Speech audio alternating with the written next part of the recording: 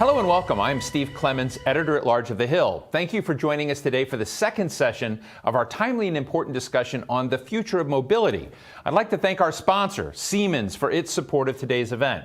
Today we're exploring the innovative technologies propelling the future of mobility and the infrastructure and policy framework we need to get there.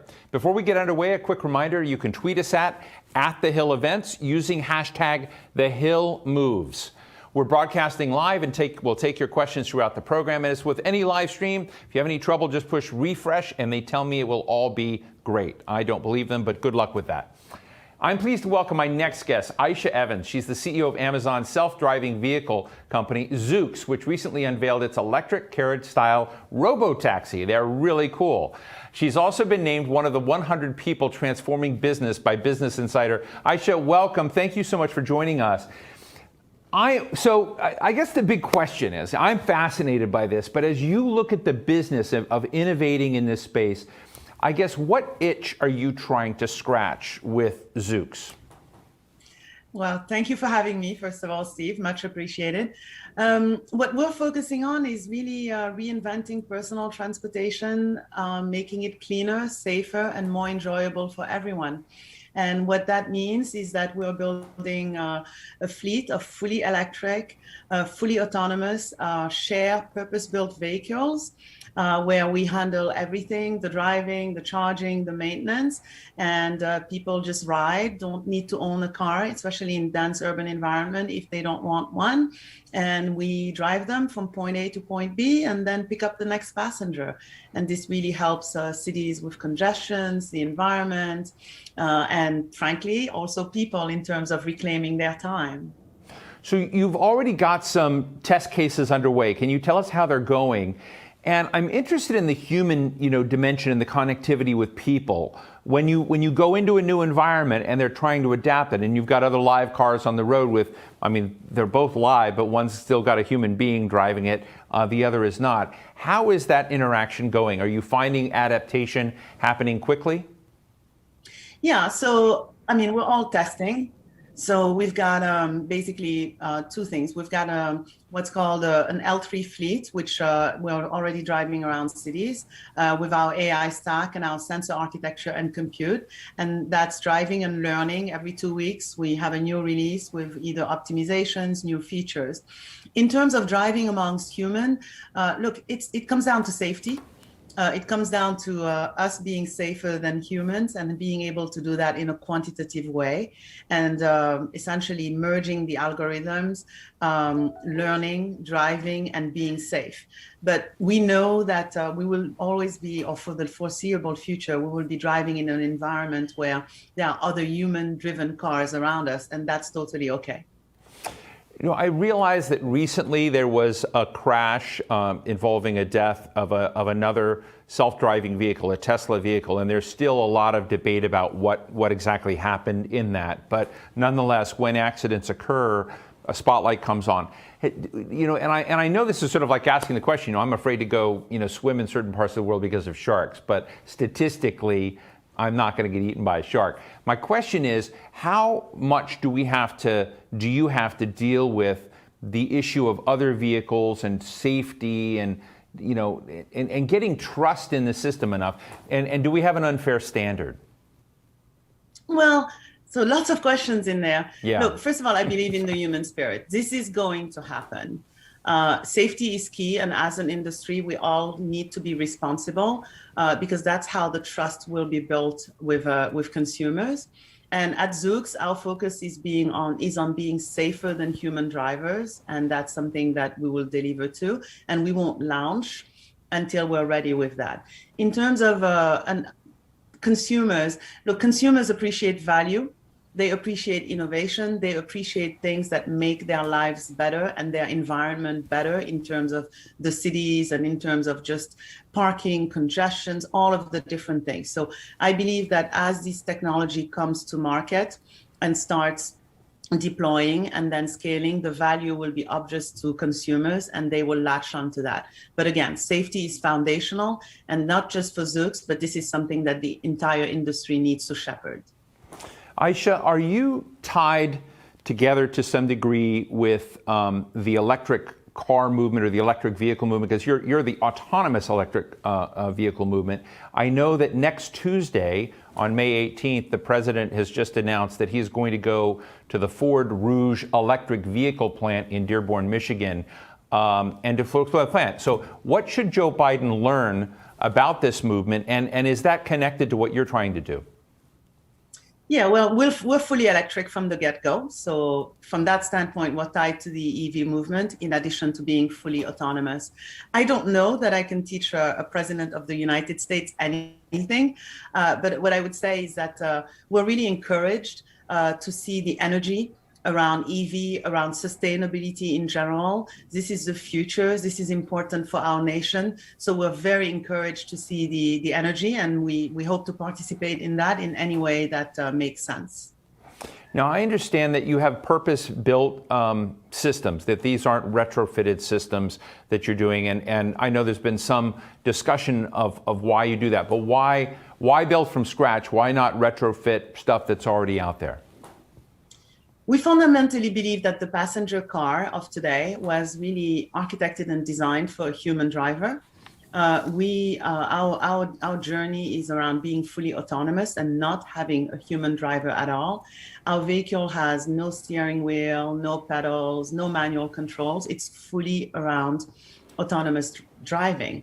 And so for us, since inception in 2014, from a first principle standpoint, it makes sense that one has to re-architect and redesign the vehicle to make it easier for AI to drive via sensors and compute. We also believe that just slapping a bunch of sensors on the passenger vehicle doesn't make sense from a safety standpoint, from an economic standpoint, as well as, frankly, from a customer experience standpoint. So our vehicle is conceived for autonomous driving as well as for the rider from the get-go. So our sensor architecture, for example, if you've seen our vehicle, we revealed it in December, you have camera, LiDAR, and radar at all four corners of the vehicle. Each sensor pod gives you a 270 degrees view or field of view, which then with the overlapping gives you many ways of seeing 360 degrees. That's just not very practical from a passenger car. Then there's the safety element. We have 100 different safety innovations in this vehicle, including a 5-star crash rating for every single passenger, not just the ones in the front. And so really it's about re-architecting and redesigning the vehicle to make it easiest and safest for AI to drive. Aisha, let me ask you a question about what you need to make this work. I'm very excited. I cannot wait until you have Zoox autonomous vehicles in Washington, D.C. Maybe that will happen someday, but I know that Washington, D.C. is good in some things, but it also lags in a lot of infrastructure. It's working hard to try to become a smarter city. It requires, I'm sure that you're going to have cities that have retrofitted sensors and data, and we talk about a world of 5G here a lot. What are the elements that, where you kind of look at San Francisco or Las Vegas, what did they do that other cities need to mimic or copy to provide that data and sensor infrastructure so that your system works? So the good news is that the city does not have to do much or anything really to its infrastructure, as long as it follows sort of the code of driving. It's cool. What we do need, though, is the cities to be open to a driverless permit. The cities to be open to the testing we do prior to deploying our vehicle. But one of the things about Zoox is that from inception, we felt that if we were going to build these vehicles, have them as a fully electric autonomous fleet, but expect the cities to do X, Y, Z from an infrastructure standpoint, that would not be success. Actually, that would be failure. So the good news is DC doesn't have to do anything. It just needs to allow a driverless permit and testing, and off we go. I think Mayor Muriel Bowser occasionally watches the show, occasionally have her on, so please listen. We don't need any, just bring them here now. That would be fun. I hope DC ends up high on your list. Let me just ask you, one other element here on the question of charging stations and whatnot, because that's another element of infrastructure. Now, I think our audience may not be aware that there have been vast increases in that charging infrastructure, but is that also part of your system? Do you need to have more of that element of infrastructure? Yes, charging is essential. And it's not just about the charging stations, but it's also about having the power delivered to the charging station so that we can essentially charge the vehicle. So in our business model, what happens is that the vehicle essentially, like I said, it's fully autonomous and electric, so it's running all the time. And occasionally, once per day, really, it needs to go back to base, gets charged for a couple of hours, and then can be deployed again. So charging infrastructure is key. And that's not just about cities and government, that's also about around the private sector, and making sure that we use the real estate footprint that's already available wisely, and making sure that charging blends with the rest of the infrastructure that currently exists. Can I just ask you just really quick finally, because there was I like your Twitter feed and reading both Zoox and yours, and you took your first ride in an autonomous Zoox vehicle in San Francisco on December 16th, 2020. What was it like to develop and deploy this during the pandemic? Well, obviously we took all of the different precautions that we needed to take. It was definitely a reminder that this pandemic has been a surreal event for the world. But outside of taking the different precautions and making sure that we were safe from that standpoint, it was just about the excitement of being in this vehicle in closed street, but still in San Francisco, and seeing and essentially experiencing the future. It was just super exciting. All right, so when I'm next out in the city, I just want you to promise me a ride. That's all. I want to, go try it. So Aisha Evans, CEO of Zoox, thank you so much for joining us and talking about your corner of the future of mobility. We really appreciate it. Thank you. And now for a message from our sponsor, Siemens.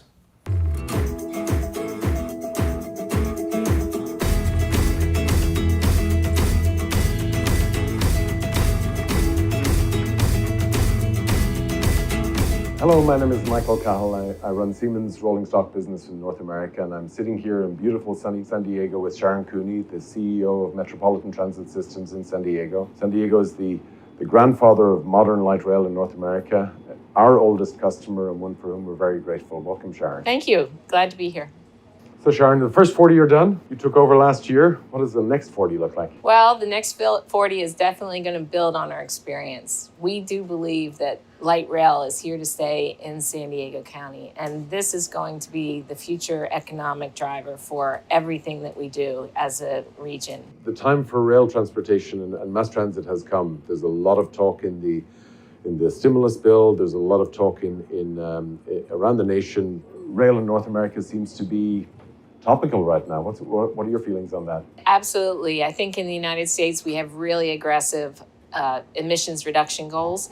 And the only way we're going to achieve those is if we try to get rid of our auto-centric urban areas. And we know as a community here in San Diego and elsewhere in the United States that you can't get to the emission reduction goals without really putting an investment in rail. Because rail is how you're going to get people out of their cars and really move people longer distances faster, more reliably. So I do believe that it's the future of the United States. And kudos to the federal government for recognizing that and putting some real investment into that part of our transportation system. Couldn't agree more. And I think it's a model for cities all across the nation. I think this is... keep on building, and it'll keep on getting better and better. There's always been a recognition in San Diego that we can't continue to build in the sprawl developments that Southern California is known for. And so we have always used our trolley line as a way to catalyze communities with joint development, with real dense development, the kind of workforce development that you need in order to keep the economic engine moving. So Sharon, you mentioned enticing people to get out of their cars. I noticed that San Diego has already linked San Diego State and very soon will be linking UCSD. The universities in San Diego have been real partners with transit. They are very transit focused. They have a real environmental interest in making sure that their students use transit. The University of California, San Diego, for instance, the students have voted themselves a fee so that they will get free access to transit services.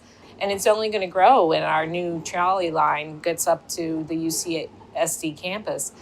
We actually have 3 stations that are on the campus of the university, and all of those stations are being built with in mind that this is going to be the main access point for students. It's really fantastic. And I imagine that if you get them young enough, they continue. That's right. Yes, if you get, and I think you told me that just now that Yeah. your daughter is now a transit rider at Yeah, it's USD. So it is a way for you to get greater ridership in the future for the region. yeah. So we're excited about that. And, you know, all the universities, they really try to focus their students on reducing emissions associated with their transportation. But, you know, the other great thing is that trolley connections to the universities here in San Diego actually allows people from communities that maybe have not been able to access those higher education opportunities to get access to them. Well, look forward to the opening. That's later on this year, correct? That's correct. It'll be in November. You're Right. invited. Okay, I'll And be there. hopefully many other people from Siemens will come down. Yeah. We are so excited to see this extension of our first trolley line. The trolley here in San Diego has been transformative. The light rail in itself has really built on the economy. It's really interesting the way that an investment in rail really does have a multiplier effect in the economy. For every dollar that's spent, it's been proven to be a $2.8 increase in the economy. And so if you look at the $2 billion we're spending on the Mid-Coast extension, that's a pretty nice $6 billion investment in our local economy. Not too much that'll give returns like that. No, and then you have to look at the effect as well in Sacramento, where they're building the trolleys for us, and these lovely vehicles are being built by hundreds of employees, and those are great manufacturing jobs. You know, it's wonderful to see our trains in operation here at MTS and in cities across the nation.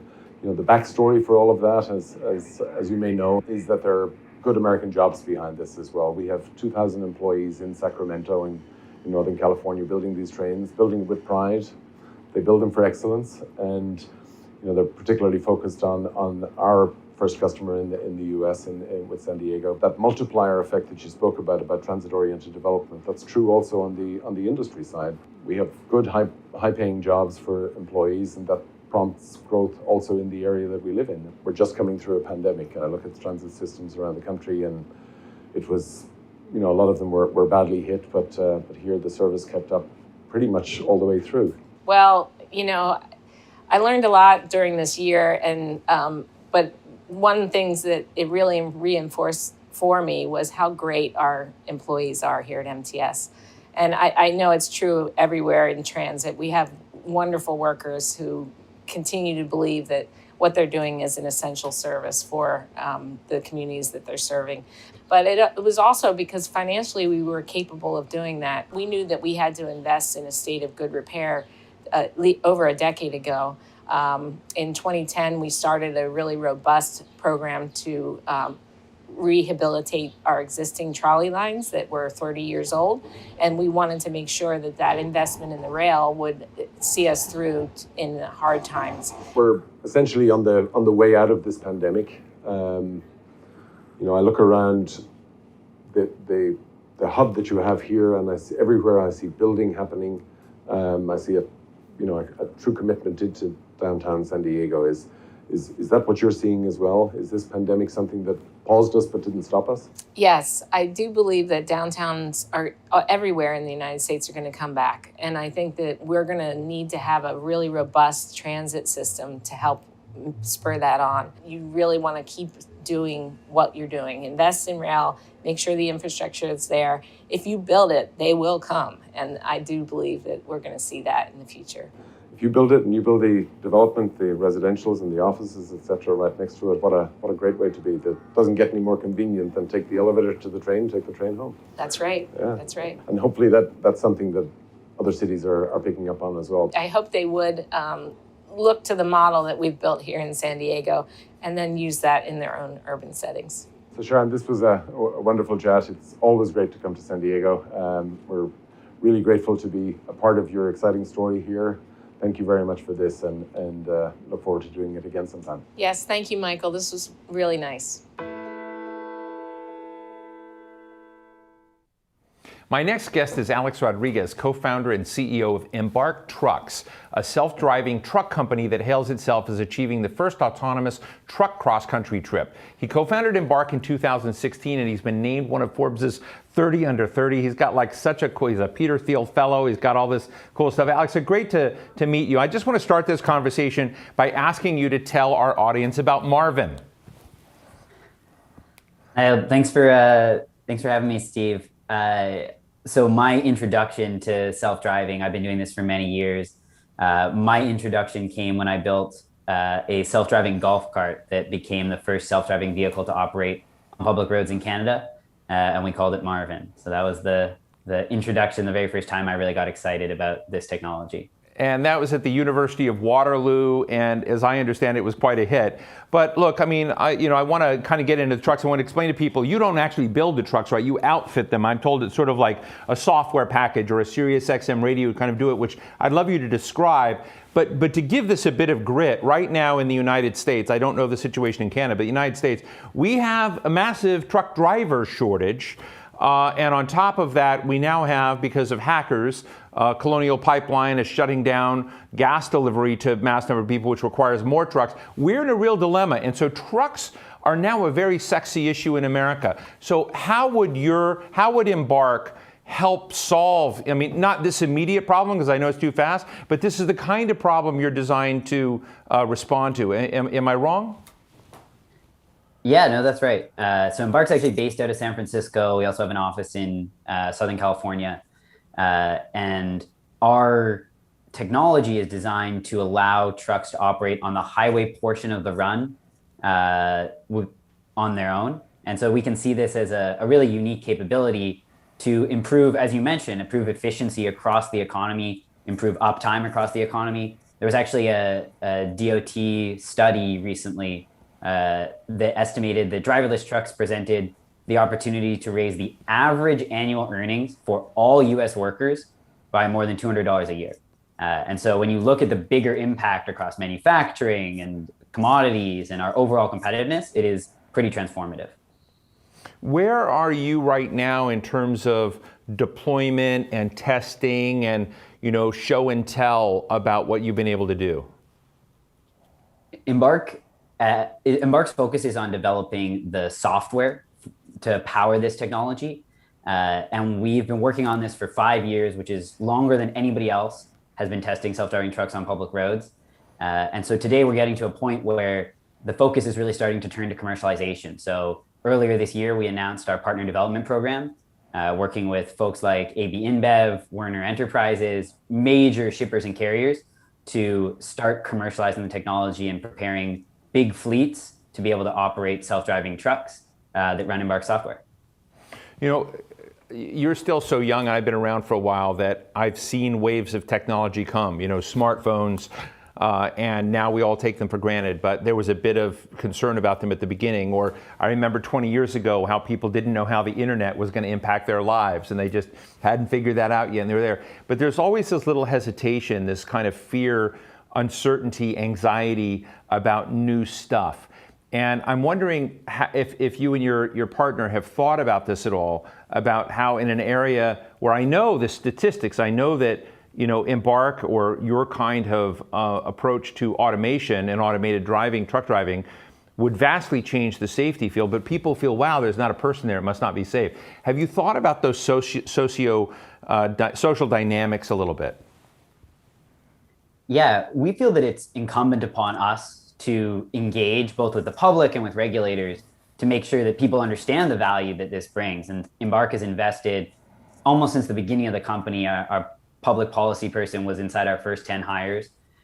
We spent a lot of time engaging with the public. We see those as both being really important to bring home the value that this technology brings to everyday people. When we talk about making the jobs of truck drivers able to be closer to home with a higher quality of life, we talk about improving safety, as you mentioned, for everybody out on the roads, and being able to make the goods that everybody's consuming at the end of the day cheaper and faster, and improve American competitiveness.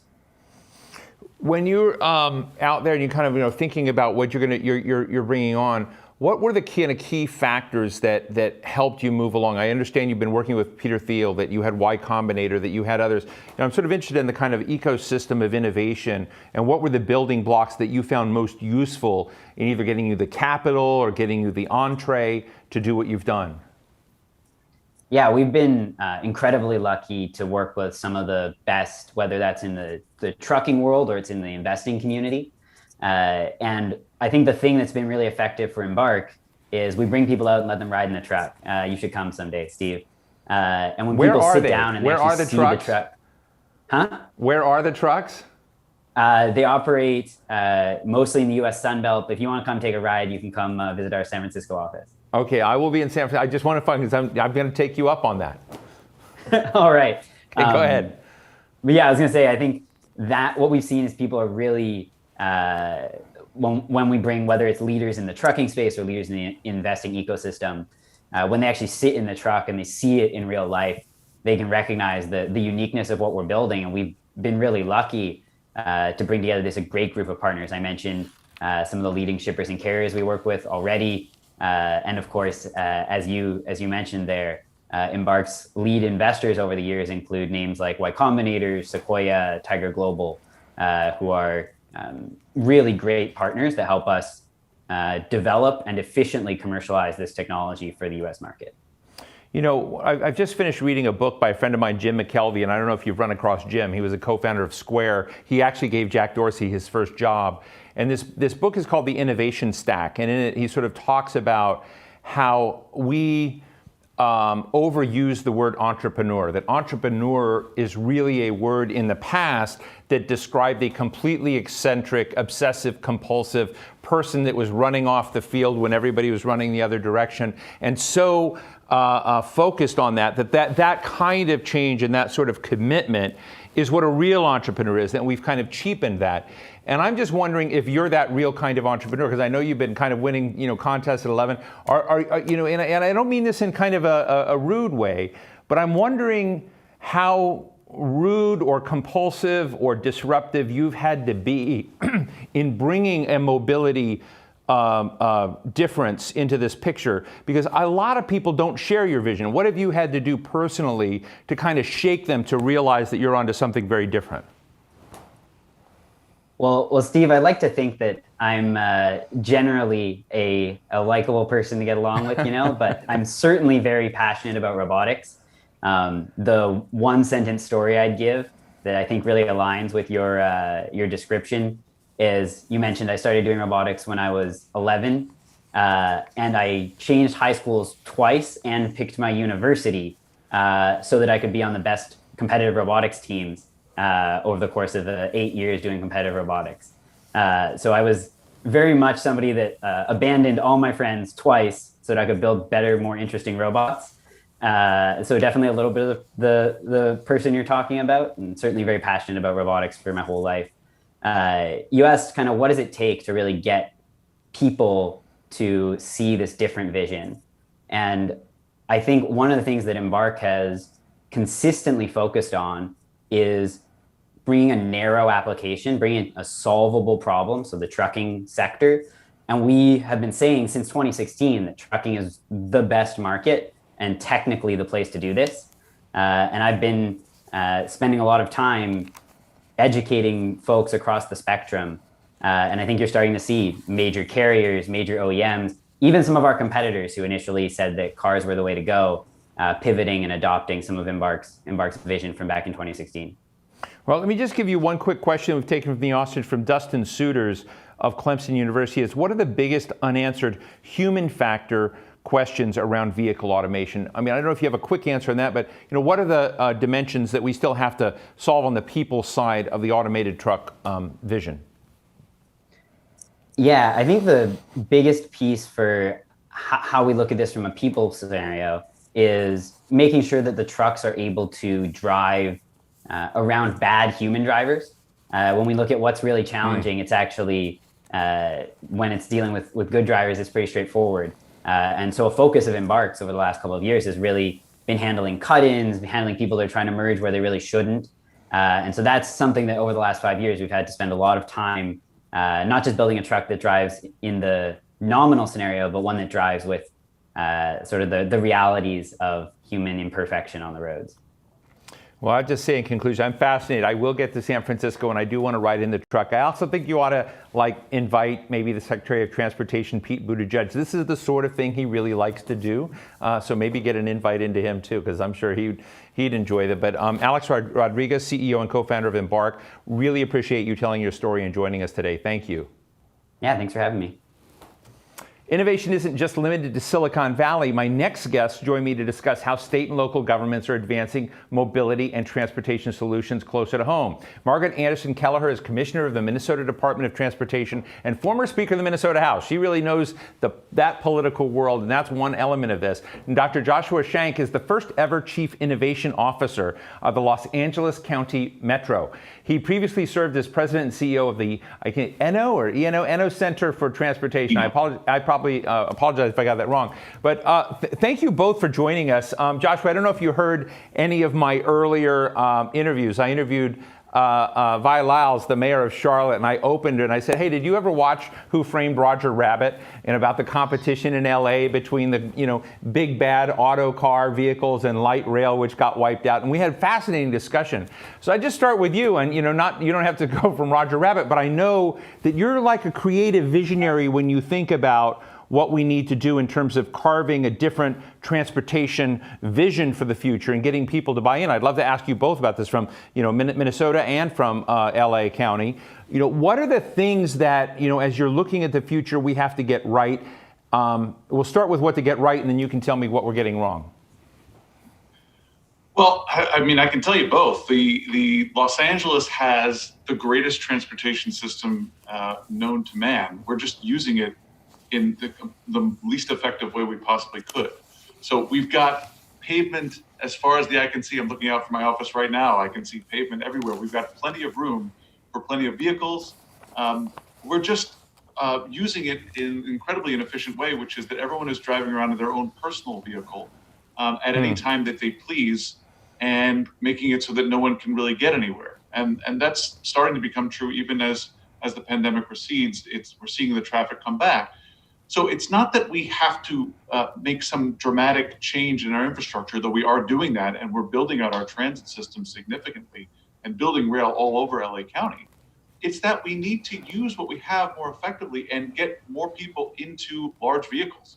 That whether that's through bus lanes, whether that's through pricing the roads more effectively, or even if it's just providing sidewalks and bike lanes so that people can choose to use modes other than driving alone, which is the predominant mode here in Southern California. Well, Margaret, I just want to ask you the same question, but I also want to know, when you were, serving in the House in Minnesota, were you transportation obsessed then, or was this a kind of later development? Well, I actually got to spend about 10 years of my 12 years on the Transportation and Transportation Finance Committee, and behind me in the picture, you will all see the beautiful new 35W bridge, which of course replaced one of the most tragic moments in Minnesota transportation history, if not history, which was the collapse of the 35W bridge. I was Speaker of the House during that period, and then led the override of our then governor to do a multimodal transportation investment the year after that happened. And so I have been transportation obsessed for a while. I took a little detour over to the tech world for 10 years. I led the Minnesota Technology Association. And actually I found your conversation with Alex really fascinating because of that, because I still maintain some connections to the tech world and to the innovation world. In Minnesota, you see also behind me the beautiful Mississippi River. And, that I think is one of the things that really helps Minnesotans come together around what needs to change in transportation, because there's a really high value in this state on the outdoors, on water, on clean air. And the realization that transportation now has become our biggest emitter of greenhouse gases. And we can talk more about that, but we're actually using a piece of policy that passed way back in 2008 that really set the greenhouse gas levels for the state of Minnesota, first focused on the energy sector, and the energy sector has met their goals. The transportation sector has not. And so that's where a lot of this work is coming out of, is the Next Generation Energy Act and some work that MnDOT has done over the last couple of years. That's fascinating. I want to go back to Josh for a minute, but I'm sort of listening to both of you, and I understand you're just both kind of wired differently than the normal human, that you think about, transportation networks a lot, and I get that. And so as I was reading about Joshua's work, one of the areas that he's also got to think about is this crazy Sepulveda Pass corridor from the valley to the west side. I went to UCLA. I'm very familiar with that freeway. I think I left Los Angeles because of that freeway strip, because I've spent too much of my life, stuck in traffic there. But as you dream up solutions to these things in your, dreams or nightmares, how are you solving, how do you think about bringing together the equities, like something like that that has literally been a multi-generation challenge, Josh? Well, what we're doing on Sepulveda is what I hope will be a model for future mega projects around the country. Because typically and it is a mega project, right? It is a mega project. Well, just for people who aren't aware, we've got 2 million people on one side of a mountain, and then 2.5 million people on the other side of the mountain. And there's about 5 different paths that you can take to get from one to the other, all of which are completely clogged, and the most famous of those being the 405 freeway. So this is intended to be a rail line that would connect those 2 major population centers, which includes UCLA, which is the largest population center on the west side of Los Angeles. And what we're trying to do on this mega project is shift some of the risk for this project, because there are huge risks with any big infrastructure project like this. But particularly when you're trying to go through a mountain in the middle of a major urbanized area, the risks are astronomical. And we don't want to wind up with a situation where it takes 10, 20, 30 years to build this and cost overruns and all those things. We're trying to get that out of the way up front by bringing the private sector on earlier on in the process through what we call a pre-development agreement. And we actually have 2 teams that are going to be competing for the right to design, build, finance, and operate and maintain this project, and see which one of them can come up with a design that's more feasible and gets us where we want to go more quickly. It's never been tried before in the United States on a transit project, and it's really exciting, and hopefully help us solve this big challenge. I'm very excited by it. I want to see how it goes. But Morgan, let me ask you, when you kind of think about Minnesota, the big topic in Washington right now, and it's being discussed right now with the President of the United States, and he's meeting it right now with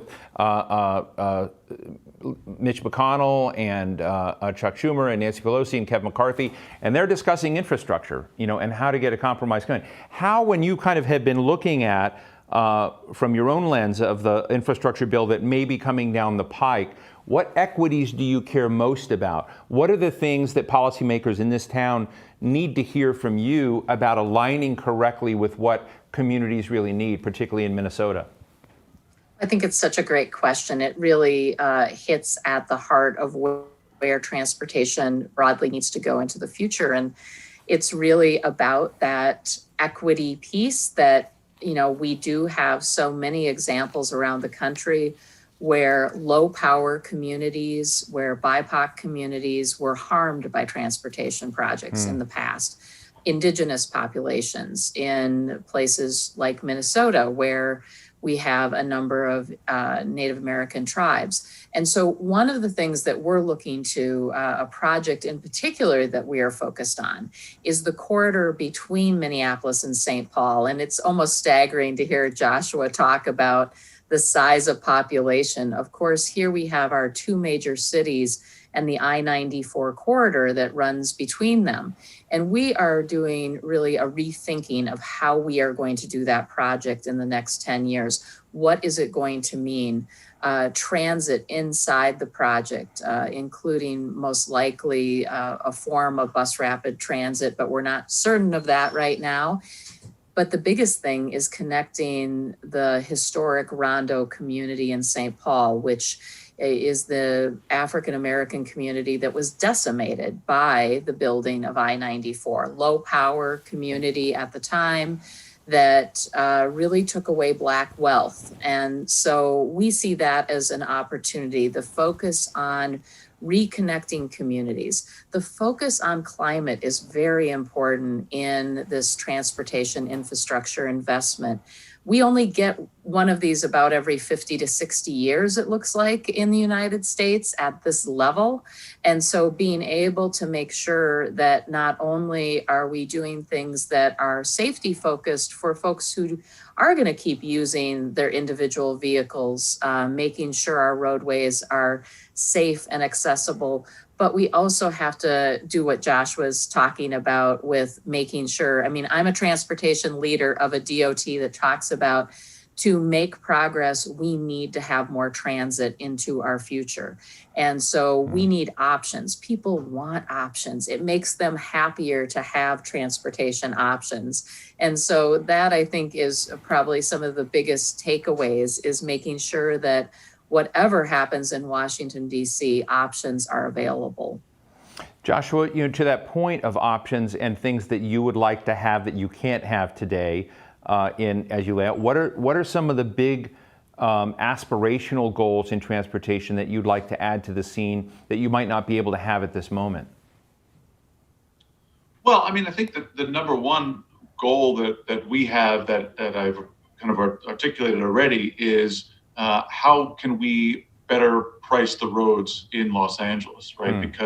And that's why we've undertaken this traffic reduction study that's looking at using congestion pricing along with a combination of other major mobility improvements to provide people with the options that we've been talking about, and give those options to people combined with a road pricing structure that will actually mitigate demand a little bit and spread the demand out throughout the day, could make a huge difference in so many people's lives very quickly.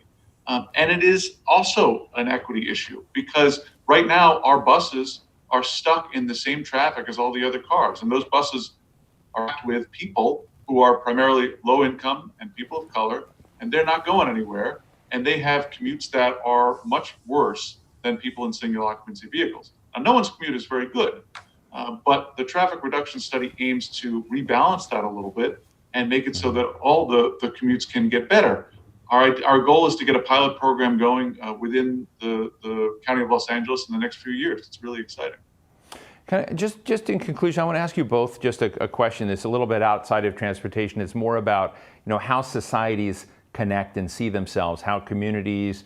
And I guess, to be honest, when I lived in LA for 20 years, we had parts of town that could conveniently forget about other parts of town. There was a disregard kind of built in, and you had a freeway, you could drive right over it, essentially. Is it important to create new pathways so that communities kind of learn to carry with each other, see each other? I don't mean to be hokey, but I do think in this world where things are very divided, and there's a toxicity in the country, whether or not communication can become part of resewing cities back together, because I think they've been divided for a long time and we're just sort of realizing it now. But I'm wondering what your thoughts are about that. Kathy. Yeah, I think that's a huge issue. I mean, as someone who lived on the East Coast for the first 40 years of my life before I came out here, it's been a shock to me how divided things can be when so many people are confined to their vehicles. Right. If you look at the income and racial makeup of people on the New York City subway, it's pretty much aligned with the rest of the city. Here, that's not true. And that's got to change. I mean, I was on the subway this morning coming here to my office in downtown Los Angeles, and I saw a woman help a homeless man who was struggling to get a mask from our mask dispenser and get it on. And that's the kind of communal thing that happens and the benefit that happens when you mix people on public transit that just doesn't happen when rich people are isolated in their Teslas driving all around the city. So I do think it matters. I do think it makes a difference in the psychological makeup and in the harmony of a community. Right. And Margaret, your thoughts on this? Well, I think that Minnesota's been really front and center and a poster child in the last year for helping people understand that not everything is equal in our country, nor is it equal here in Minnesota. And the equity issues that have been exposed by the murder of George Floyd, by the murder of Daunte Wright recently, have, I think, awakened in people that we need to care about each other and we need to take an active role in that care. And transportation is a key piece of that. Transportation is the thing that weaves us together. And it does matter to all Minnesotans whether that transportation system works, whether you live in Duluth, Minnesota, or you live in the Twin Cities, or Rochester, Minnesota, who is working forward with their connected and automated vehicle program. This all makes a difference. And it has, I think, made us wake up to being able to say, there are places that do not share equally in wealth. They do not share equally in opportunity. In fact, this one statistic sticks with me. If you are a Minnesotan who does not have access to a car or a transit opportunity, you can only access 11% of the jobs in the region in the Twin Cities. That is a shameful statistic. We got to change that. And one of the ways we're going to change that is with this historic investment in infrastructure that's coming. You both have really cool jobs. I find it fascinating to sort of think about these issues with you. We've been talking to a lot of entrepreneurs and innovators, but I also think, the policy architects are a very, very important part of this picture. So Joshua Shank, Chief Innovation Officer of the Los Angeles Metro, and Margaret Anderson Kelleher, Commissioner of the Minnesota Department of Transportation, former Speaker of the House. Thank you so much for joining us today. Thank you. Thanks, it was fun. Infrastructure discussions are ramping up in Washington as Congress searches for bipartisan solutions. To discuss the roads ahead, I'm now joined by a great friend of the Hill, Congressman Sam Graves from Missouri, the ranking member of the Committee on Transportation and Infrastructure. Congressman Graves, it's great to be with you again today. I've enjoyed our conversations. I've learned a lot about, all forms of transportation from you in the past. Look, I want to start out with the news. Colonial Pipeline, southeast of the United States, is right now going through the fear and anxiety of not being able to get gas. We've got this. This is a major transportation infrastructure issue. You and I have talked about cyber before, importance of this. What are your views on that? What are the deficits we need to immediately fix? And what do you think the Biden administration should do immediately in responding to this crisis? Well, obviously, we've got to get the pipeline opened up just as quickly as possible. I talked to some folks that involved with that over lunch, as a matter of fact, and they felt pretty confident that they were going to see a resolution by Friday. But what this has done is exposed our backside and another vulnerability when it comes to the United States and it comes to infrastructure and the movement of goods and products, around the country. And so we have to be very vigilant about this. We have to figure out how to protect ourselves so that these things don't happen, moving forward. Now you are or maybe you've already done it, about to introduce a piece of legislation which would be your version, a kind of a different version, hopefully a bipartisan effort as you've described it, that would respond to, you call it the Starter Act 2.0, advancing reform technology, et cetera, tell us about that and tell us, because I know this is important, you and I talked about last time, tell us what you think is important to achieve real bipartisanship. A lot of people keep talking about it. Not too many people are walking it right now. What do you think needs to be done to get both sides of the aisle to coalesce around, a next generation transportation infrastructure plan? Well, compromise is the biggest thing. And obviously you can get a whole lot more done when you have a partnership rather than a partisan exercise. And if this is anything like what happened last year with the bill that was proposed, it's going to be very partisan. We have made ourselves completely open and have expressed that openness in the negotiations we're having right now with the Democrats in terms of putting together at least surface transportation reauthorization, and hopefully those are going to come to fruition. We're going to see more of a traditional bill coming out of committee. We've always been a very bipartisan committee, and we've always been able to work together to come up with some good compromises and bills that people can be very proud of and people can support and push. And the president has shown a willingness to have a bipartisan deal. I think this is something that he wants to be able to talk about and hold up as an example. And hopefully we're going to see that. But it starts with both sides coming together and you work out the easy stuff first, and then you move on to the harder stuff. And you just find that compromise, that middle ground. Now, as you and I are talking right now, the President of the United States is meeting with the leaders from both the House and Senate, Kevin McCarthy, Nancy Pelosi, Chuck Schumer, and Mitch McConnell, about infrastructure, about this very topic. Has anyone spoken to you about what the wiggle room is? Is the president willing? There's one thing to have a meeting. It looks good for a photo op, but is there anything in there that you're getting a sense, we are going to find a middle ground?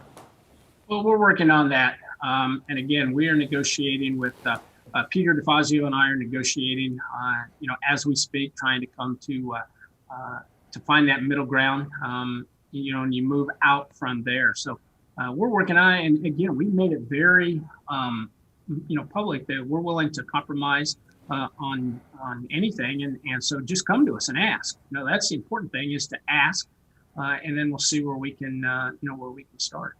And Sam, you have, in our last conversation, but also in a recent op-ed that I just read that you wrote, you said, look, we need a transportation bill, not a climate bill that does a little bit of transportation.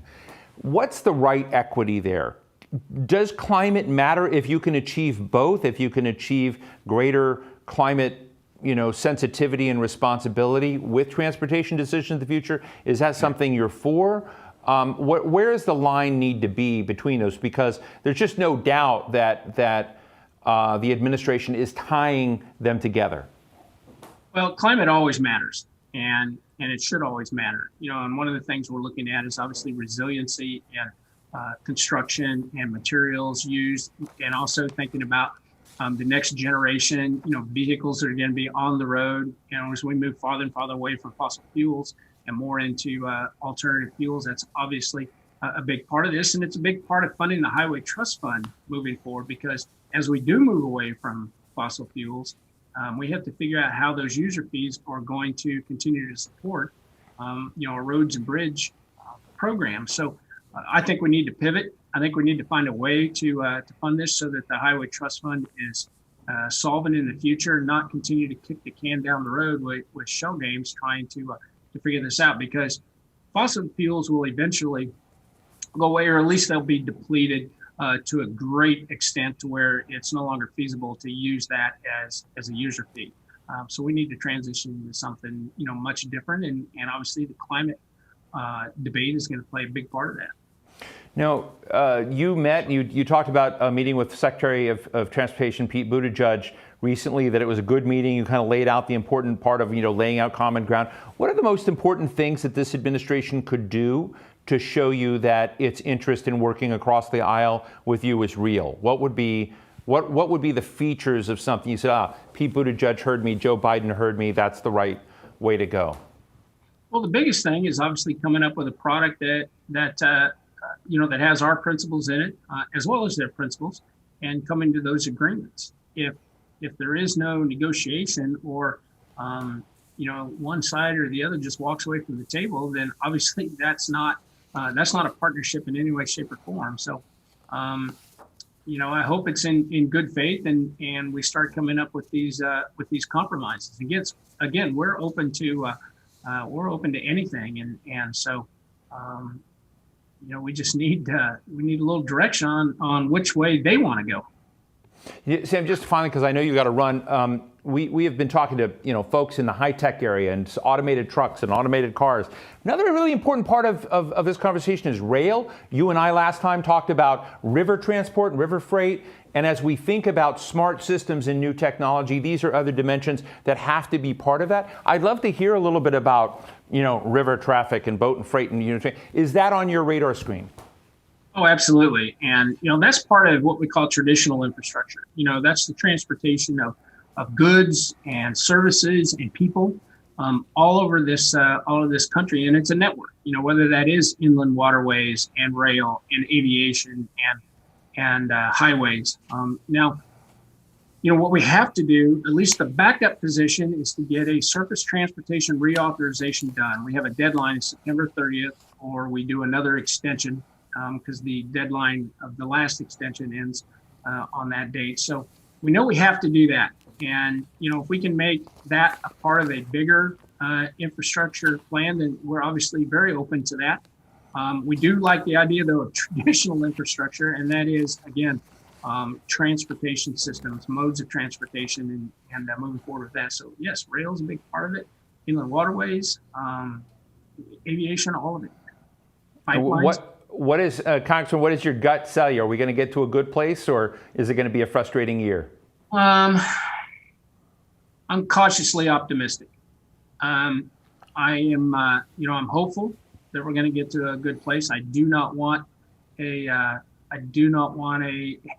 contentious year, and I don't want to see that fight. And again, that comes back to people getting together and moving forward. And if you have these rigid walls that you put up that can't be broken down, then we're obviously not going to get anywhere when it comes to any partnership or bipartisan legislation. Well, Congressman Sam Graves, ranking member of the Committee on Transportation and Infrastructure, always great to see you. I think last time we got together, you were just back from either hunting or fishing or out, walking the woods. And so I'm not used to seeing you in a coat and tie. So it's nice to see you this way. But thank you so much for joining us today. Thank you. Absolutely. Well, we've talked a lot today about transportation here on Earth. But for my next conversation, we're turning to the final frontier. I'm pleased to be joined by Carina Dries, president of the Commercial Spaceflight Federation. This is new for me. I didn't know we had a Commercial Spaceflight Federation. It's very cool. She manages the properties of the Federation's more than 85 member companies and pursues key policy initiatives to spur innovation and advance national space capabilities. Carina, I think this federation is new to you too, right? You're new to this position. So give us a snapshot of how, sorry about, going into William Shatner voice on the final frontier. But tell us what you're bringing to the policy world, what the companies that are supporting you are concerned about that they need a federation dealing with our final frontier. Absolutely. So yes, as you mentioned, the Commercial Spaceflight Federation is the leading trade association for the U.S. in terms of space policy and the regulatory environment as well for the commercial spaceflight industry. And, I just want to say thank you so much for not only the kind invitation to speak today, but for recognizing that the commercial space sector does play such a critical role in the future of mobility. Well, I think, one of the things, for our audience to understand, I think we're hearing more and more about space. We see Elon Musk, we see Richard Branson, we see other players out there. I'm sure there are many other members that don't understand that as you look at space, and I've been following some of your tweets, measuring it, knowing it, understanding it. And we just had this controversy over a Chinese satellite coming down and crashing near the Maldives, and a really strong statement from NASA about China's irresponsibility in this moment. And it kind of that's why I wanted to have this conversation with you. There's a lot out there that the general person on the street doesn't understand that's happening. How big a deal was the China element crashing to the Maldives? And as we look at managing space, what are the big things the public needs to know? Absolutely. So that is an important question. And, as we think about the space environment, it's not just a U.S. only environment. Right. There are a lot of players in space, a lot of governments that are operating in space. So we do think a little bit about, the international implications of space and what the U.S. can and should be doing to lead in this effort. So, certainly as we think about space travel, certainly when we think about humans traveling to space and satellites in space, and the fact that, everyday Americans rely on space for just their daily lives these days. We use space to go to work. We use space, to even in a virtual environment, we use space to travel. Tourism, it plays a huge role, for space as well. So it's really important. It's critically important that all nations can take responsibility for their role in space as well.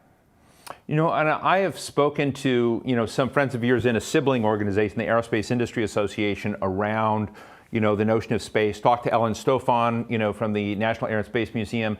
And they share with me that there is like a coming infrastructure in space we haven't fully appreciated yet. Can you share with our audience, to the degree that you're able to, disclose things? What is that going to look like? I mean, are we going to see Elon Musk satellites every 3 seconds over our head, going over? I mean, what are the dimensions of change we're going to see in the next 10 to 20 years and how we interact with space?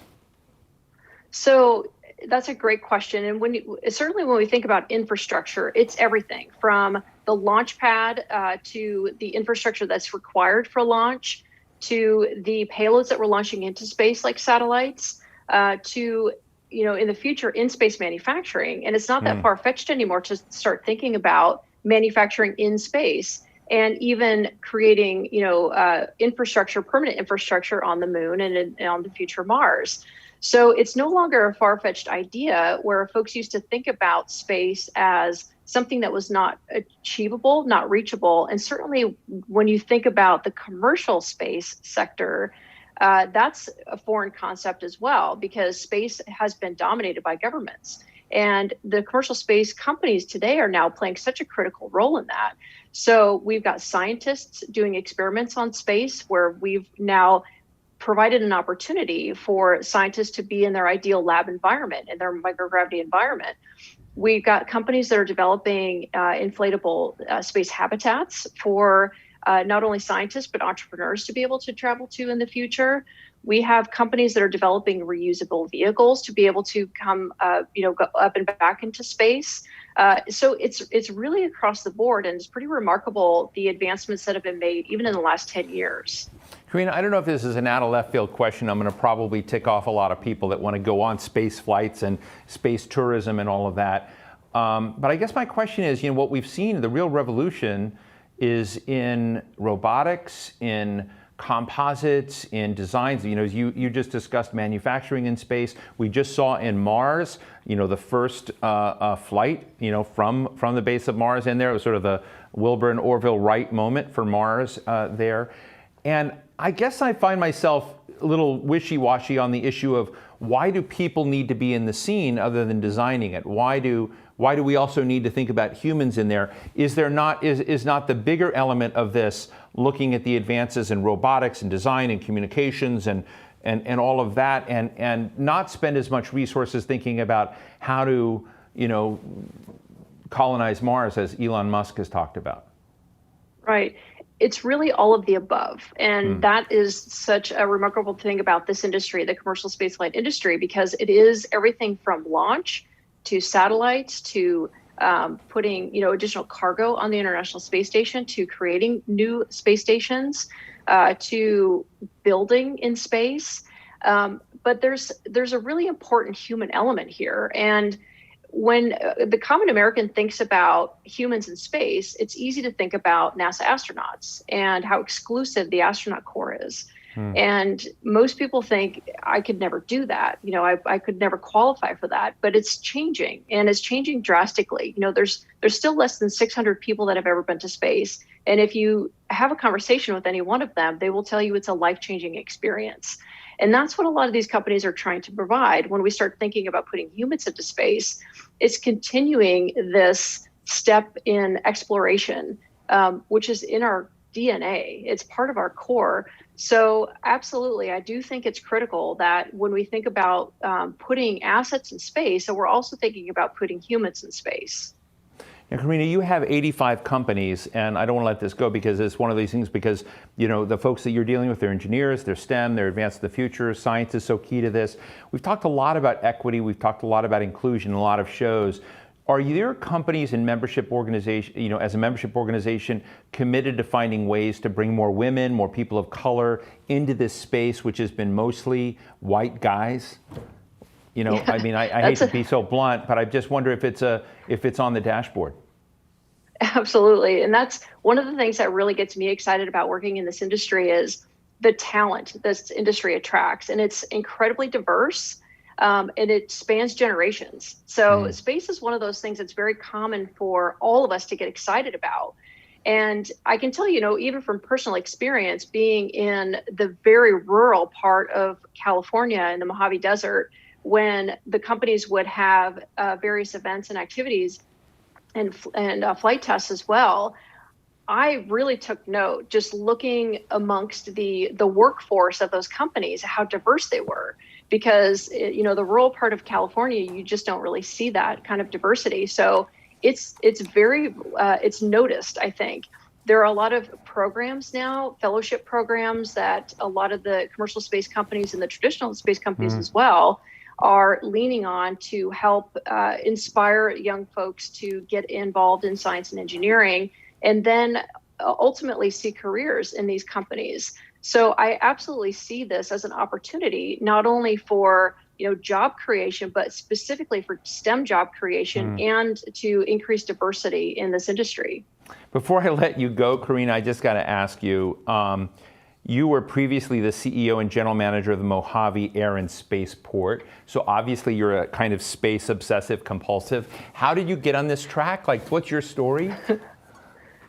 Oh, shoot. Well, I suppose just briefly, as a business school student back in 2005, which is really when the industry was starting to get up and running, Peter Diamandis, who was an MIT alum, actually came out to speak to our class and was talking about the X Prize Foundation and how he got started with the X Prize. And I was just incredibly inspired, and I was hooked at that moment. So I spent my summer internship sleeping on somebody's floor in Santa Monica, California, and just so I could go to work at the X Prize Foundation. And that was sort of my introduction to the industry. And I haven't looked back. It's just been so incredible and such an inspiration to be involved in this industry, all the companies that are doing such remarkable things. And, the entrepreneurs that are putting their personal wealth at stake in this industry as well.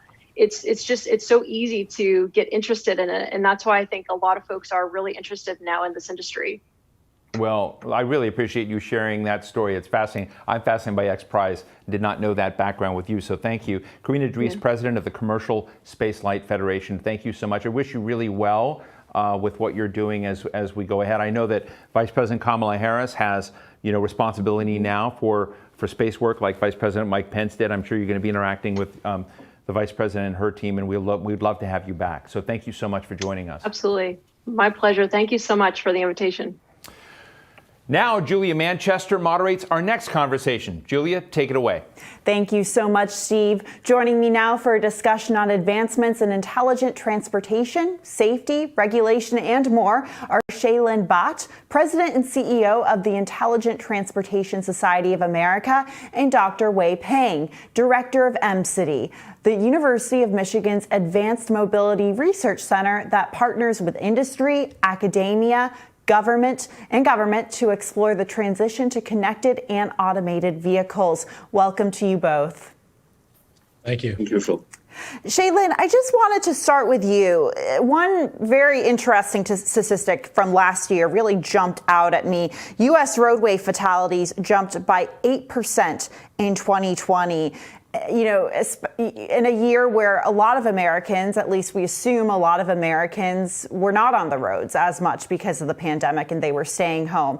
I want to ask you why we think that these fatalities increased last year in a year where not as many people very well might have not been on the road, and how we can use intelligent transportation and design to get that number much lower. Yeah, so I think it was a shock to see fatalities go up last year when I think most of us assumed that traffic would be down, and I think it's a factor of fewer people on the road, people driving much faster than they should be. Distracted driving is an epidemic. But outside of the shock, I think it should be a shocking statistic for most Americans that 40,000 people a year are dying on American roadways. And so, we've engineered a ton of safety into roads. We've engineered a ton of safety into the vehicles.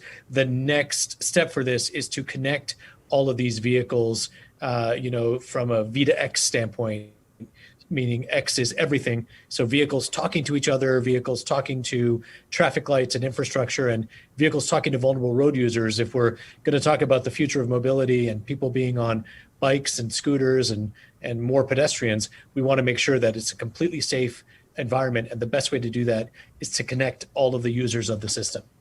And Dr. Peng, how far are we from a world where there is some sort of a communication between, traffic lights or cars or, infrastructure on the road? How far are we from that broader communication between infrastructure factors? So we had the spectrum and we have the technologies developed.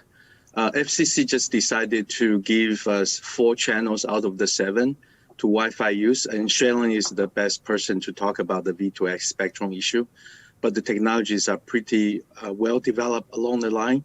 Ann Arbor is the world's largest living lab of DSRC. We have deployed more than 2,500 cars and more than 60 intersections equipped with DSRC. So the technologies are there and ready to be deployed. Absolutely. And Shailin, one thing we hear a lot about are automated vehicles and also autonomous vehicles. And me as a layperson, I look at that and I kind of think, oh, these are probably the same thing or at least similar. What's the difference between these two types of vehicles and how safe can they be as we try to advance our technology with road infrastructure? Yeah, well, look, I mean, a connected vehicle is one that is talking to other things, right? So it's talking to a signal and it's going to tell it that the light is going to turn red. It's talking to a cyclist and saying, hey, or in an intersection, it's talking to a pedestrian. An autonomous vehicle is one currently that is designed to operate autonomously by itself. And so it's relying on its own suite of sensors, radar, LiDAR, sonar, to paint a picture of the world and drive by itself. And so the future of mobility is one in which you have autonomous vehicles that are painting a picture of a world, but relying on connection to other things to help create a neural network, as Elon Musk talks about, where you get a total, the safest possible outcome. And, we're here now. We have vehicles that are operating autonomously on our roadways now. We have connected vehicles. So this is not 20 years away. This is possible today. And again, going back to that 40,000 deaths a year, if you talk to the experts, they'll say that the best way to reduce those crashes is to deploy connected vehicle and autonomous vehicle technologies. And we can make a dramatic reduction in those crashes and those fatalities. Right. And, I hate to harp on this issue of fatalities, but Dr. Peng, there was a recent fatal crash, as I'm sure you're aware, of a self-driving Tesla in Texas. I guess in terms of regulations, what sort of standards do these autonomous vehicles need to meet so we know that they're safe on the road, not only to the person sitting in the car, but those around them? Yes, so the US DOT has taken a pretty balanced approach in thinking about safety versus innovation. And right now, recently, NHTSA has announced a call for comments in terms of their safety framework. Germany is asking for some comments as well. UK is announcing some regulation change. And among all this recent development, I think there are several things we need to think about. Number one is the concept of third-party verification validation independent from the OEMs, the vehicle manufacturers. The second is about ODD, operational design domain. For example, UK is suggesting that they are thinking of allowing lane keeping assistance systems, but only up to a certain speed, for example, 50 kilometer per hour or 37 mile per hour. Third is about consumer education and make sure that they understand the difference between what is a guardian, what is a co-pilot, and what is a chauffeur function. So people think about autonomous, in other words, only chauffeur functions. In reality, technologies are being developed. First, they should be used more as a guardian, meaning they are not really driving for you, but they are a guardian function for you. Second, when they are more mature, they can be a co-pilot, but helping the human driver. Human drivers are still in charge. So thinking about all this, I think technologies need to be accurately advertisement. In other words, when they are not quite ready, they shouldn't be advertised as chauffeur functions. Right. And Shaylin, assuming that these technologies pass, regulatory standards and they're deemed safe, I'm looking at the potential benefits of them. It's amazing to see how they could close some inequity gaps in terms of, for example, delivering food to people who are disabled and may not be able to leave their home. We'd just like to hear more from you about how this kind of technology could help close some gaps in society when it comes to inequity. Yeah, equity is a word we hear a lot about today. How do we make the system, completely accessible for everybody? And we often think about mobility through our own lens, right? So I grew up, my first mobility was a bicycle, and then I graduated to a car, and now there's all sorts of options. But for people with disabilities, it's a very different world. For people who don't have the means to go buy their own car or a self-driving car, regardless of what the type of car it is, freedom mobility at the end of the day is freedom. And so we want to make sure that, as we're deploying these technologies, we're not creating another, divide between haves and have-nots, or people who can access and who can't. So, as you mentioned, you can use autonomous vehicles to do delivery of food in places where there are food deserts and you don't have access to fresh food. I mean, autonomous vehicles have been used to deliver PPE and some of the medical supplies here. And there are cities now that are starting to dig into the data. We talk a lot about big data, but as an example, Columbus is looking at the data of access to prenatal care, and then the outcome for low-income babies, mothers who don't have a lot of income, and they're seeing better outcomes when they provide access. So we're just scratching the surface of how do you harness data, technology, and connected autonomous vehicles to provide a much more equitable future, and that's what we're really excited about. Absolutely. And Dr. Peng, I would really love to hear more about MCity. I know that this is kind of an intersection of business, academia, and obviously regulatory industry when it comes to transportation. Would love to hear about the work that University of Michigan is doing in this field.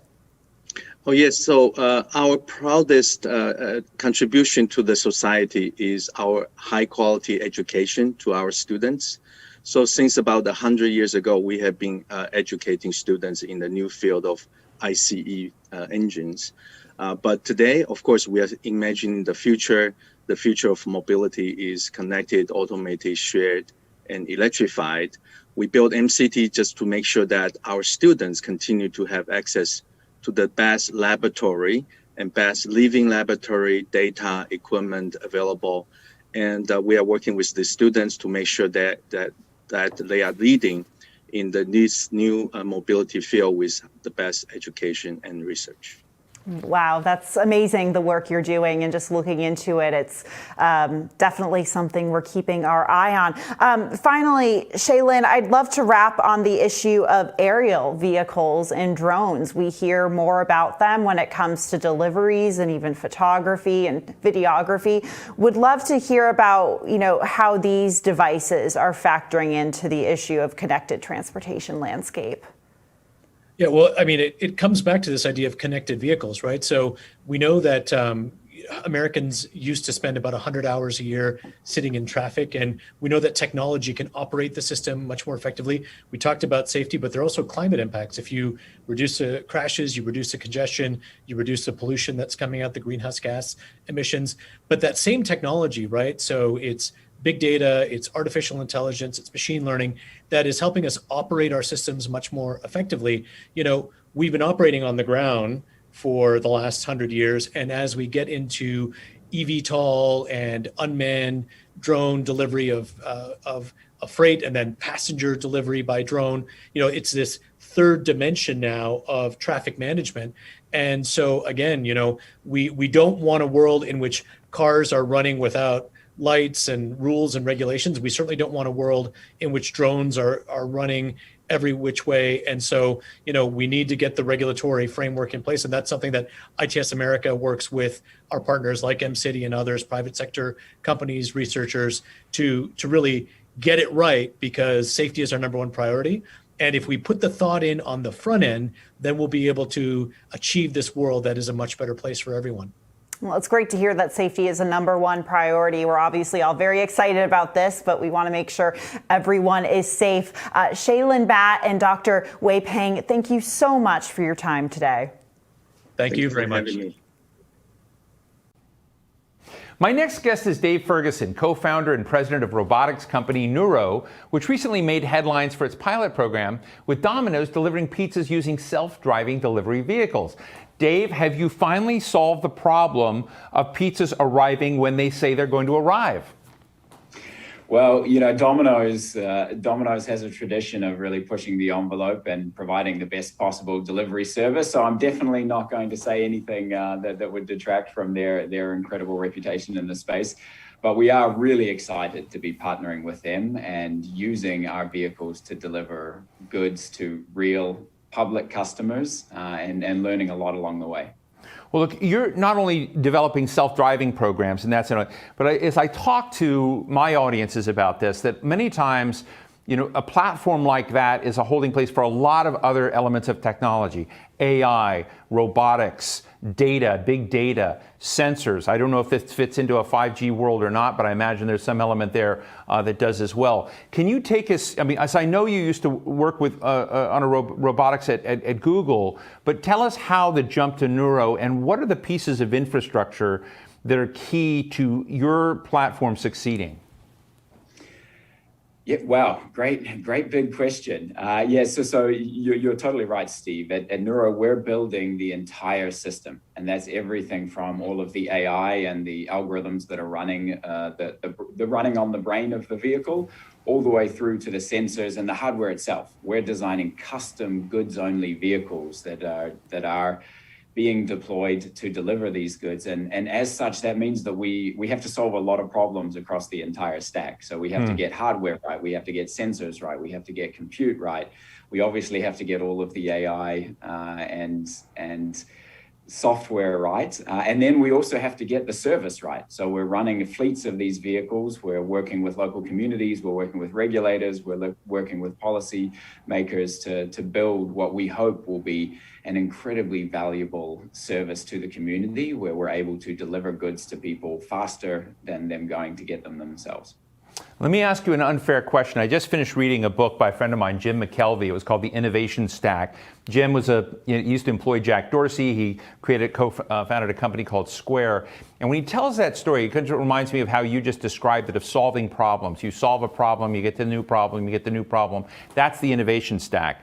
But I guess when he's describing how he and Jack Dorsey set up Square, there were laws set up against things. There were ways that they had to get regulations to move and shift. You had incumbent players in, say, the credit card world that had kind of overlooked, small players. And I was fascinated by that terrain. And I think that any innovation has to have some sort of sense of what it's disrupting, what rules it's going to have to re-regulate. And so as we have a big policy audience, I'd love them to hear from you what's coming by the way they need to rethink mobility in ways that we haven't thought about before. There's a tremendous opportunity and I think also challenge right now for the regulators in the US, both at the federal level and also at the state level, to modernize the regulatory environment that we have right now around vehicles. And this is really important, Steve, because obviously the FMVSS, the Federal Motor Vehicle Safety Standard that we've had for many decades now, has served us incredibly well for human-driven vehicles. But there's a lot of regulations that are inherently part of that standard that don't really make sense when you no longer have humans driving the vehicle, or even further, don't have humans inside the vehicle at all. And some of those things are windshields, windshield wipers, side mirrors, even seat belts and steering wheels. Obviously, these seem completely intuitive and natural for a vehicle that's always going to have people in it. But they make no sense when you're designing vehicles that don't have any. And so right now, there are a few pieces of legislation that are being worked on that pave the way for us to really take that step towards modernizing it. One of them is specifically for zero occupant vehicles, such as the one that Nuro's building. And the idea there is that, look, if we're building vehicles that don't have people in them, we actually have an opportunity to make them much safer than other vehicles for other road users. And some of the innovations that we're working on are making lighter, smaller, more narrow vehicles with collapsible front ends, even external airbags that can really improve safety of vulnerable pedestrians and other road users. But in order to do all of that, we really need to be able to provide these new class of vehicles on roads, which is a little bit challenging given the current safety standards. There's also bills, obviously, for general autonomous vehicles that are being worked on right now. And in my opinion, Steve, this is incredibly important. I did my PhD almost 15 years ago at Carnegie Mellon University. I loved it there. It was an incredible opportunity for me. And my PhD was funded by the National Science Foundation. And then right when I graduated, I worked on the DARPA Urban Challenge, which was obviously funded by the DoD. And as a result of decades of investment, the US has a leadership position in autonomous vehicle technology. However, we really need to be thoughtful over the next couple of years to ensure that we maintain that lead, frankly, when it matters most, as we get into the commercialization of this technology and the opportunity to create millions of jobs. And that involves regulatory folks in Washington and across the states. We really need to make sure that we're taking advantage of the lead that we have and providing really clear frameworks that make sure that safety is prioritized, but also provide clarity to companies like Nuro and others that are building this tech to make sure that we have a path to actually scale it and enable us to realize all of the potential benefits from a safety perspective and onwards. What you just described about the science ecosystem and DARPA's role and your role from a university and then the private sector is something we talk a lot about here.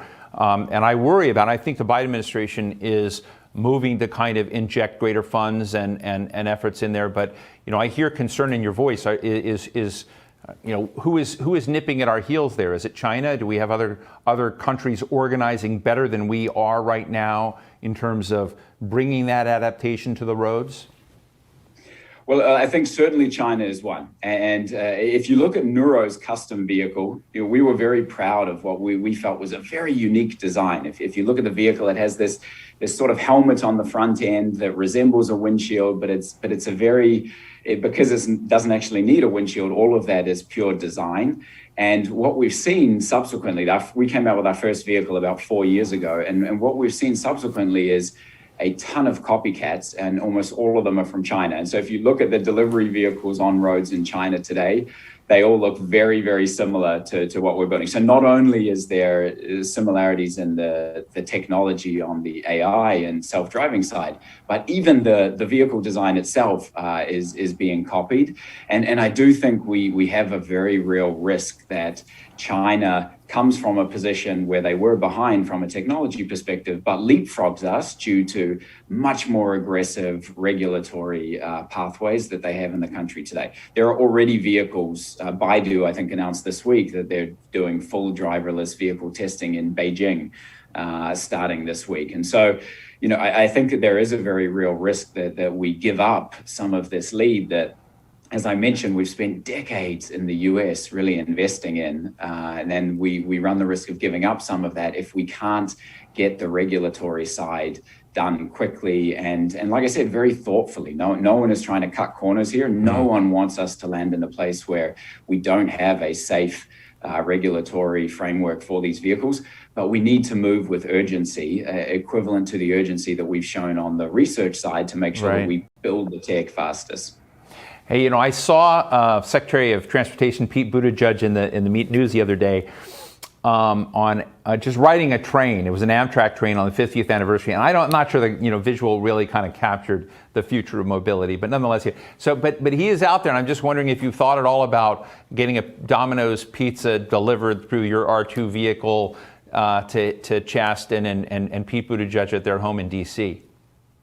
That's an amazing idea. I think we would love to have that opportunity, and I think our team has reached out. We've had a very, very good relationship with the DOT for the last almost 5 years, the entire existence of Nuro, and I think part of the reason for that, Steve, is that we're very aligned in our goals. Like, a core goal for our company is to improve road safety. And we think that there's a tremendous opportunity to do that. DOT obviously is very, very aligned with that. And so we're really looking forward to working with the new administration as we did with the previous one really effectively. Dave, just real quickly, I know that The test pilot program with Domino's is in Houston, right? That's right. Do you know, just for our viewers, do you know where the next lineup of cities are going to be? We're really excited about expanding in Houston. Houston is a fantastic city for deploying because it has such diversity from a socioeconomic perspective, but also from a driving conditions and environment perspective. So it's great for our tech and it's great for the communities that we want to serve. So we're excited about going bigger in Houston. We will also be expanding in the Bay Area. You know, we were the first company to receive a driverless deployment permit in California, which means that we can now launch a commercial service with our self-driving vehicles, and we intend to do that shortly. So we're really excited about those two markets. We have others in the works, Steve, but I probably can't say too much more about it right now. You can't blame me for trying, folks. Well, Dave Ferguson, president and co-founder of Nuro, thank you so much for sharing this. I look forward to getting my Domino's pizza from one of your vehicles before long. Thank you so much. We do too. Thanks, Steve. Take care. The pandemic forced the airline industry to experience billion-dollar revenue losses and steep plunges in passenger demand. As travel returns, what does the future hold for the airline industry? And beyond the pandemic, how can air travel become more sustainable and more innovative? Joining me now to discuss all this more is Scott Kirby, CEO of United Airlines. I need to preface this by saying I flew back from Hawaii recently. Scott, I saw you on the video in my monitor in front of me. You committed by 2050 to being carbon zero, and by doing this with carbon sequestration, investing in biofuels. It was very bold, very, very blunt what you were doing. Are you serious? Absolutely. First, thanks for the business. Thank you for flying. I hope it was a great flight. What I find is once people have taken their first flight, it just opens the world up to you. And it's a huge psychological recovery to get back to travel. But on sustainability, and particularly climate change, it is a personal passion of mine, has been since I was in college. And now I'm in a position to really do something about it. And it's important that we in the world and corporate leaders focus on real solutions. And so what we've done at United, despite the fact that we're in a hard industry to decarbonize, we've made a commitment to be 100% green. That, by the way, is different than a lot of the net zero commitments that you've seen from other companies. And really what's different about it is we've made a commitment to get to 100% zero without using the traditional carbon offset. And what that means are the things you talked about. Sustainable aviation fuels are going to be a big part of our future, and creating fuel from sources other than hydrocarbons. And then the second one is carbon sequestration. We partnered with Occidental in what will be the world's largest direct air capture and sequestration plant.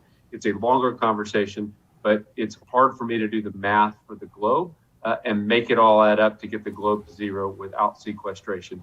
And that is a much more permanent and a much more scalable solution than traditional carbon offset. So we're proud to be taking the kinds of steps that we think will actually have the ability to get the world to net zero in the future.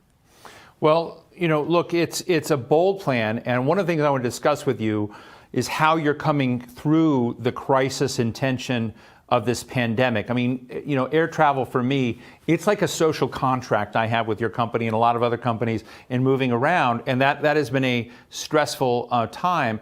Now, out of that stress, we're also making big investments in this country by way of infrastructure and looking at and that can't be about yesterday's infrastructure. It has to be about tomorrow's infrastructure. So as you look at what you've committed to, but also bringing us out of this trauma that you and your company have gone through, what do you need to see from the Biden administration plan on infrastructure? What gets you there? What helps bring people back into travel in this sort? And as you hit these sustainability goals, what do you need to have out there that's not there now?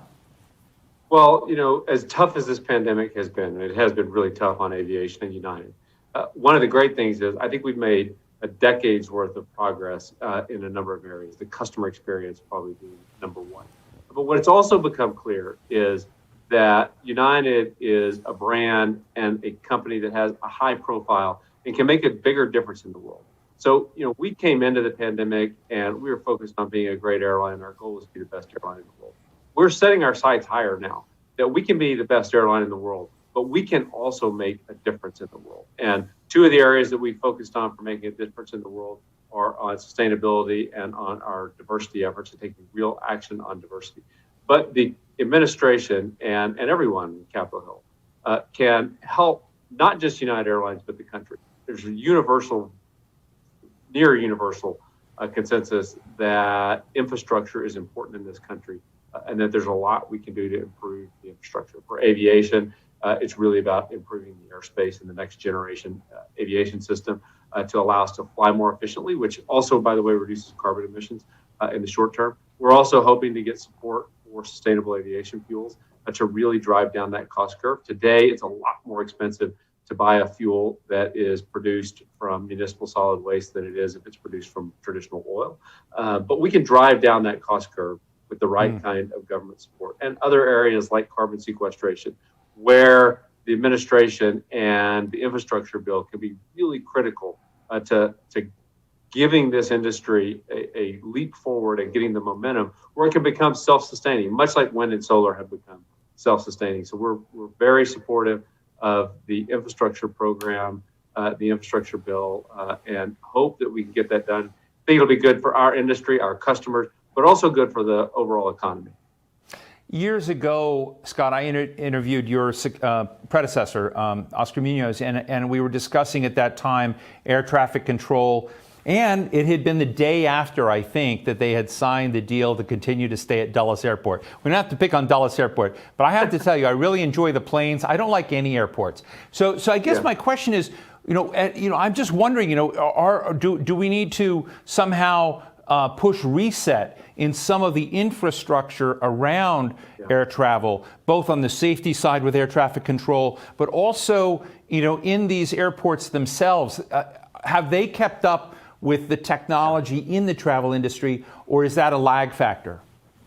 Well, so it's a really good question. What I'd say is the biggest constraint, infrastructure constraint that inhibits economic growth is really in the airspace.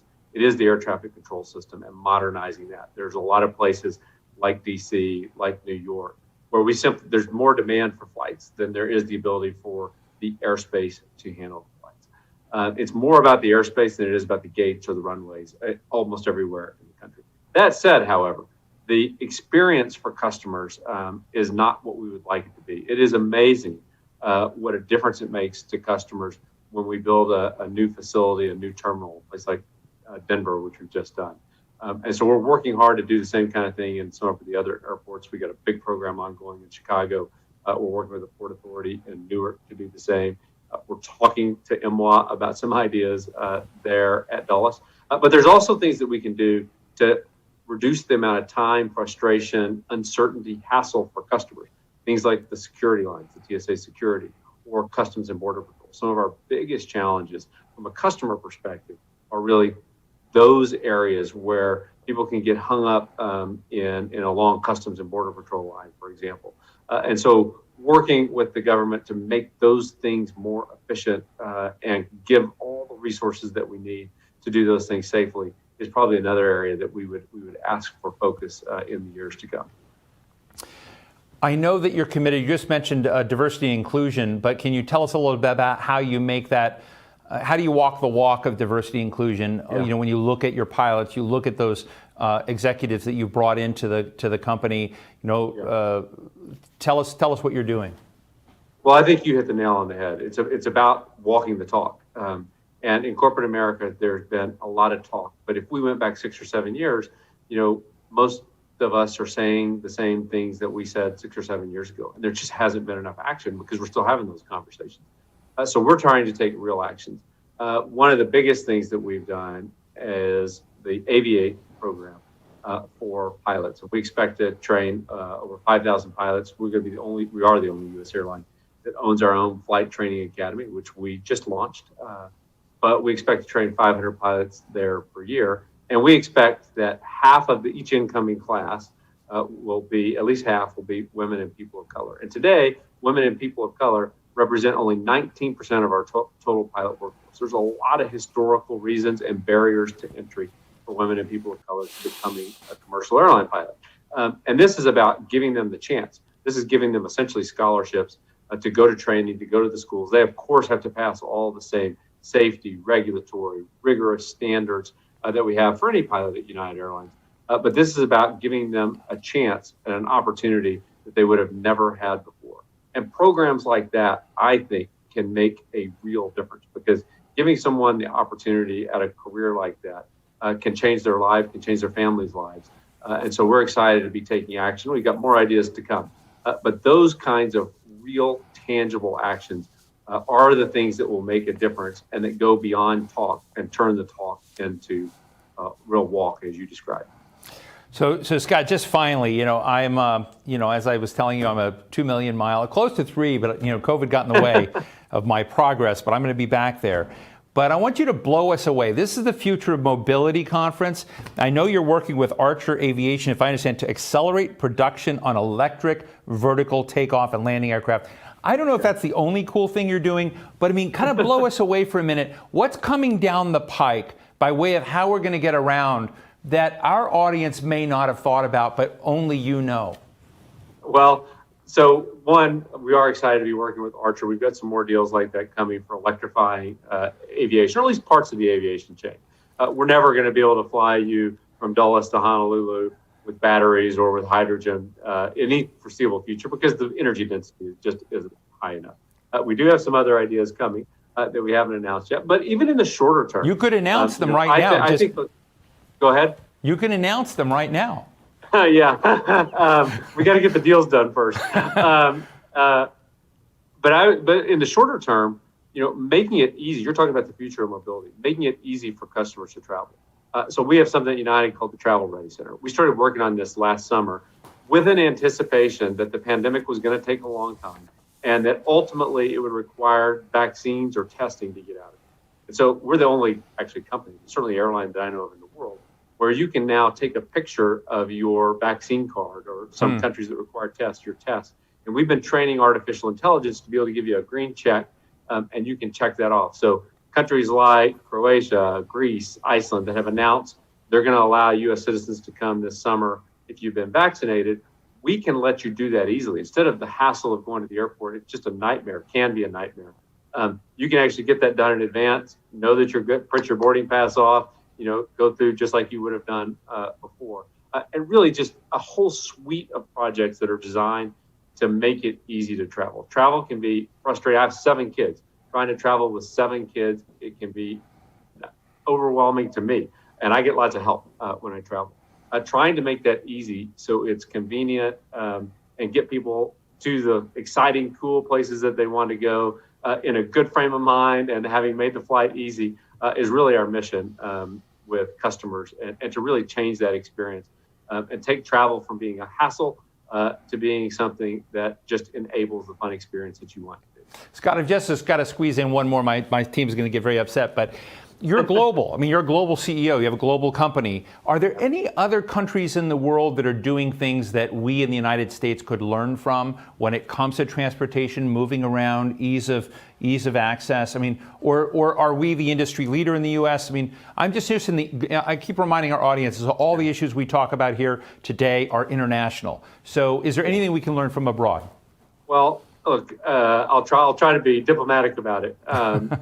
We get held back sometimes by our process takes a lot longer.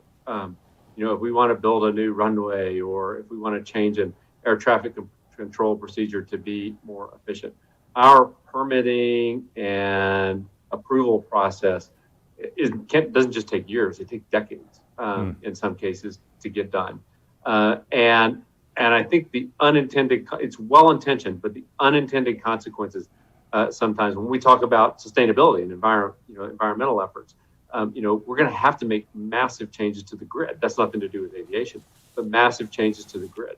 We're going to have a different permitting process, a faster, more efficient permitting process, or we're never going to realize the potential benefits from those. And there are parts of the world where they can accomplish those in much faster timeframes.